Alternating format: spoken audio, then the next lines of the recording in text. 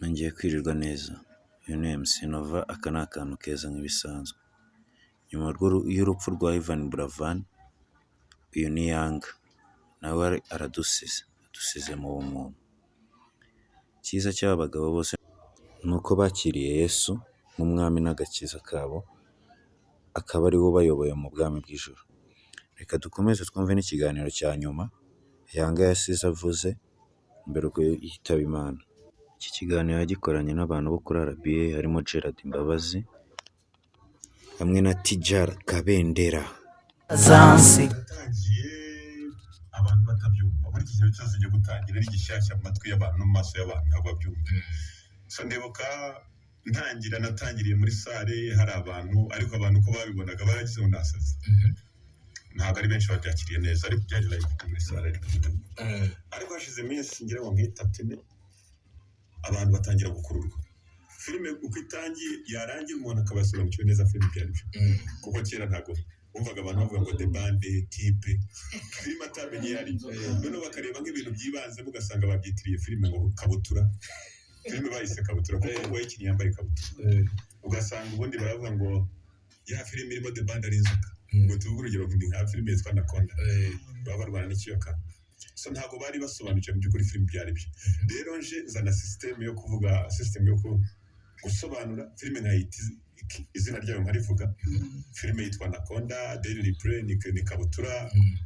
Izo bitaga iz'i Vietnam batazi no kuzitandukanya amazina ngo ya Vietnam ngo ifitemo the band wa undi bakubitisha ngo icyuma, ugasanga izina ntabwo risobanutse. Nanjye rero ndisobanura neza abantu bakumva isi filime zigira amazina ntibari bazi ibyo ari byo.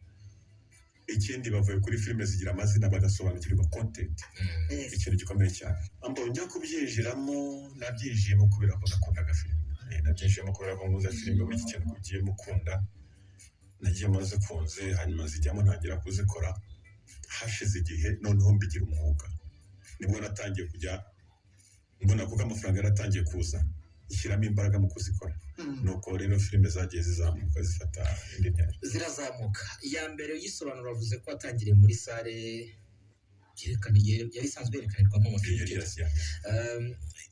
Yari iyawe icyo gihe cyangwa n'undi muntu wegereye wari ufite sale? Ndagira twinjire neza. Iyo sale ntabwo yari iyanjye mu by'ukuri, ariko nyiri sale umugabo wamukoreraga yari inshuti tuziranye. Rero njya kuri iyo sale, uwo mugabo tuziranye nkajya nza bisanzwe niviriye ku ishuri. Uwo mugabo se namuhaye igitekerezo kuko nawe yabyumvishe, arambwira ati ibyo bintu byakora. Rero uko yakavuze ngo byakora yumvishe ko igitekerezo gifite, dutangira dutyo. Ubwo filime ya mbere wasobanuye ni iyihe niba uyibuka? Filime ya mbere nasobanuye ishobora kuba ari Mr Nice Guy. Ni filime ya Jackie Chan. Niba atari Mr Nice Guy yitwa Rambo in the Bronx. Sindibuka neza ariko izo nazikoreye mu gihe kimwe kuko nakunze kuzibandaho. Imvune nahuye nayo, reka mbere ku mvune. Ubwa mbere natangiye gukora hakiri kare abantu batarabenshi mu masare. Nkajya ntangira mu gihe nko mu ma saa sita. Abantu babaga ari bake ngenda menyera. Noneho ukuntu babaga bicaye rero, abantu bicaye muri sare bose baba bareba imbere. Naragendaga nkicara imbere yabo, bake bajemo. Uko bagendaga babikunda ya masaha bazaga ari bake. Iminsi uko yicumye babaye benshi kurusha ya masaha bazaga ari benshi. Ya nyuma bihita bitanga ishusho y'ibintu uko birimo kugenda. Nkazaga imbere nkicara imbere yabo, so nasobanura gusa. Urasobanura abantu filime zawe barazikunze cyane.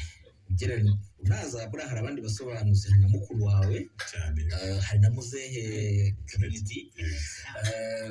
Waraje uhita wigarurira isoko muri rusange. N'undi musobanuzi waje nyuma yawe, abandi bajya baza nyuma ugasanga abantu reka bajya ahantu basanga ngo no ku masare ni iya Yanga, niba atari iya Yanga ukabona barigenda akaza kugaruka. Urushegiye barafishaga n'ubu baracyabikora, herekana dusobanuye unakavuga okay wenda ni igihinde, wenda ni iyi okay ni iya Yanga cyangwa si iya Yanga, yaba atari iya Yanga akigendera.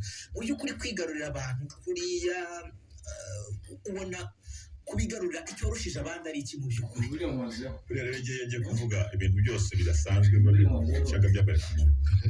Mvuga ko ari Imana. Ni Imana kuko ntabwo ari uko ndi umuhanga wamenye ibinyoza kurusha abandi. Sijya mvuga ko ari igihe ahubwo ni Imana iba yarabiguhaye. Kamanza gucimisha. Uvuga ko ari Imana ubu ngubu cyangwa umukuru wamaze gukizwa? mvuga ko ari Imana kuko namenye ko ari Imana. mbere wavuga Buriya iki mbere utaramenya ko mbere Imana mbere akora? buriya mbere ntaramenya ko ari Imana nigenderaga gutyo. Washoboraga no kumbaza ngo nukube nashoboraga kukubwira ko ari ubuhanga bwanjye. waba uzi ko wagafashe nabaga nzi ko ndi umuhanga nzi kuvuga cyane ariko aba ari Imana yabikoze. Imana hari impamvu iba yarashyizeho basobanura kuriya abantu bakankunda kuriya ndetse bakanabikunda usibye ko hari bimwe mu byo mvuga navuga nari nzi gukoramo. Navuga filime yaratangiraga nkamenya filime itangiye uko ndi buyitangira uko ndi bugende bitewe n'intanga zirimo. Noneho hakaba nk'ahantu hagira haba hateye agahinda namenyaga agahinda aho kari inanga yagenda mu gahinda nawe nkavuga mu mvugo y'agahinda. Aho ni ukuvuga umuntu ureba filime uhita ukurura attention. Noneho hagira ahantu hakanganye hora ugasanga naho namenye inanga ikanganye mu kugenda. Ubwo nkaba nanone ngiye muri ya nanga. Hari aho nageraga abakobwa barimo kubatereta kuko bakunda abakobwa bateretswa bigira. Ashobora kwigana umugore uko avuga ariko atari ijwi rye niganye mvuga nk'uko bavuga. So ndakeka nitwo twatumye abantu bankunda bakavuga yanga araryoshye ariko ngashyiramo n'amagambo aryoshye ko narahimbaga. Amagambo naho nashaka kugira Ariko ibyo byose ni impano navumbuye ko Imana yampaye yo kumenya ku testing ibintu. amagambo nayo warayavumbuye menshi aragenda afata no mu bantu. Amwe muri ayo ngayo ariya materime kugira ngo yatangize wenda uraza kugenda unatubwira yo wowe wumva rwose wavumbuye agakwirakwira nawe ukumva biranagutunguye cyane buryo umunsi ubitekerejeho wumva bigutunguye wabaga wayakuye he yabaga yaturutse ku ki nk'atanu y'ingenzi wowe ufata utayangaya rwose nanjye yarankoreye muri kariya kazi reka nkubwire nk'amaterime nahimbye maze agafata imbaraga. Ndibuka nigaga muri primaire hari i Remera aho bita mu Giporoso. Rero nakunda kuva ku ishuri nkaca kuri resitora y'umugabo witwaga Myasiro. Kwa Myasiro. Kugeza uyu munsi abantu resitora bazita kwa Myasiro cyane nk'abantu b'isoresore bakiri urubyiruko babyirutse. Kwa Myasiro narahanyuraga nkabona Myasiro yabaga yujuje abakiriya ari benshi cyane. None igihe cyo gusobanura nibuka ahantu najyaga nyura ntangira kujya muri resitora mbonye muri filime nyita kwa Myasiro. Ugiye kurya nagiye kwa Myasiro. kuki watekereje kwita kwa Myasiro nuko ari resitora wari uzi Nuko resitora nari nzi ifite abantu benshi. Nahimbaga amaterime bitewe n'ibyo nabonye cyangwa ibyo mbamo cyangwa ibyo umuntu yambwiye. Navuga wenda nk'ahantu hitwa Nyakariro sinari aho ari. Nyakariro naragenda njya gutura i Kabuga hakurya y'Ikabuga hakaba hari agasozi mbaza umuntu ariko kariya gasozi buriya hariya ati ni Nyakariro. Numvise izina ridasanzwe. Ndyumvishe rero igihe natangiraga gusobanura nkajya nivugira Nyakariro nyaturutse ku gasozi ka Nyakariro abantu ba Nyakariro bisi nuko kuko nahimbaga nako ariko nkareba ikidasanzwe nkagishyira muri filime asa nk'ugisasiye ku buryo umuntu urimo kuyumva filime cyagiye kuryoheye cyane avuga reka nteremo ka kana.